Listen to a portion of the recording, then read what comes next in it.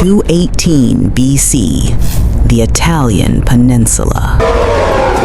The elephants won't cross. They can see the drop below. Good. Rome built its defenses on the assumption that this crossing is impossible.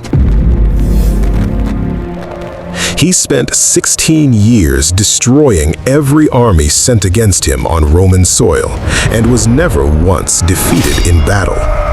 In the winter of that year, he did the impossible. He crossed the Alps with 37 war elephants and an army of 90,000 men. Half of them died in the freezing mountains. He looked at what was left, but it did not deter him. He kept marching. Fragment 10. Hannibal, the architect of Cannae. At the Battle of Cannae in 216 BC, the math was supposed to be his end. He faced a Roman war machine of 86,000 soldiers. He had only 45,000. But Hannibal didn't just defeat them, he swallowed them. By sunset, 70,000 Romans were dead. It remains the absolute textbook example of military encirclement. Every modern army still studies it today. Following that slaughter, Hannibal stood just 3 days' march from the unprotected gates of Rome. But he did not march. He needed siege support, and that support never came. Carthage, sitting comfortably across the sea, refused to send him reinforcements. They feared his growing power more than they wanted victory. So, Rome rebuilt, and the stalemate played out again and again.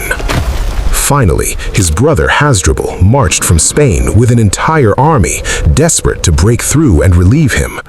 Rome intercepted the reinforcements and slaughtered them. They cut off his brother's head and threw it directly into Hannibal's camp. He stared down at his brother's face, and in that moment he knew. He said, "I see in this the fate of Carthage." After 16 uninterrupted victory in enemy territory, he was ordered home to defend a city that had abandoned him. He was finally beaten on African soil. He spent the rest of his life in exile, a ghost moving between foreign kingdoms, relentlessly hunted by the empire he almost broke. When the Romans finally cornered him, he chose his own poison rather than be put in chains.